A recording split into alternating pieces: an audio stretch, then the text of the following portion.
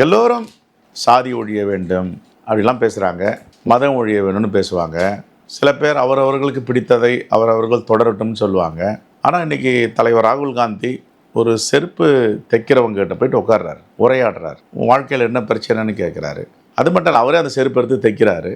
அவருடைய பிரச்சனைகள், அவருடைய வாழ்வாதாரம் எல்லாத்தையும் இது மாதிரி யாராவது ஒரு தேசிய தலைவர்கள் ஒரு செருப்பு கடையில் உட்காந்து பேசியிருக்கிறாங்களா, செருப்பு தைச்சிருக்கிறாங்களா, அவர்கள் கையை பிடிச்சி உனக்கு என்ன பிரச்சனைன்னு அரவணைத்திருக்கிறாங்களா அப்படின்லாம் பார்க்கும்போது எனக்கு கண்ணு கெட்ட தூரம் வரை இது மாதிரி எந்த தேசிய தலைவரும் இவ்வளோ கீழே இறங்கி போய் இவ்வளோ காலமாக அவங்கள எப்படி பார்த்தாங்க? தொட்டால் தீட்டு, அவருக்கு பக்கத்துலேயே போகக்கூடாது, அவர்கள் மேலே துர்நாற்றம் வரும், அவங்களாம் குளிச்சிருக்க மாட்டாங்க, சுத்தமாக இருக்க மாட்டாங்கன்றது தான் படிச்சிருக்கிறோம் செய்திகள். ஆனால் எவ்வளோ பெரிய குடும்பத்துடைய பிள்ளை அவர், இந்த தேசத்துடைய முகமாக இருக்கார், குரலாக இருக்கார். ஒரு சாதாரண செருப்பு தைக்கிறவருடைய ராம்சேத்துடைய கடையில், ஒரு பங்க் கடையில் போய் உட்காந்துட்டு அவர் உரையாடுறாரு, பேசுகிறார். என்ன பேசுகிறார்? உன் பிரச்சனை என்னப்பான்னு கேட்குறாரு. நீ எப்படி தைக்கிறன்றார். எனக்கு தைக்க சொல்லி கொடு, நான் தைக்கிறேன்றார். இதெல்லாம் என்ன ஒரு மெசேஜ் மக்கள்கிட்ட போகுதுன்னா, யாரையும் ஏற்றத்தாழ்வோடு பார்க்காதீங்க, நான் பாருங்க அவரை நேசிக்கிறேன், நீங்களும் நேசிங்க. அது முதல்ல காங்கிரஸ் கட்சிக்காரர்களுக்கு அந்த செய்தி போகுது, வேற கட்சிக்காரர்கள் போகுது, மாற்று சமூகத்துக்கு போகுது.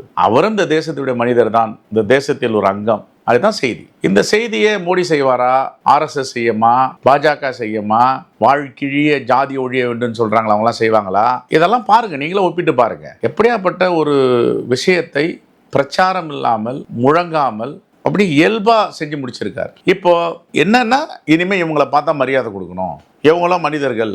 ராகுல் காந்தி போயிட்டு வந்து உட்கார்றாரு, பேசுறாரு, தொட்டு பேசுறாரு, கையை பிடிக்கிறாரு, உன் பிரச்சனையை தீர்த்து வைக்கிறேன்னு ஒரு மிஷன் அனுப்புறாரு. இதெல்லாம் சொல்லாமல் செய்யறது. அவர் ரிசிப்ரோக்கோன்னு சொல்லுவாங்க ஆங்கிலத்தில். அவர் வந்து கைமாறா என்ன செய்யணும்ட்டு செருப்பு தைக்கிறாரு, 2 ஜதை அனுப்பிவிடுறாரு. இதுதான் உண்மையான அன்பு, பாசம், நேசம். அது எப்பவுமே தமிழர்களுக்கு உண்டு, இந்தியர்களுக்கு உண்டு. அதை வெளிப்படுத்தியிருக்கார். இது வரவேற்க தகுந்தது.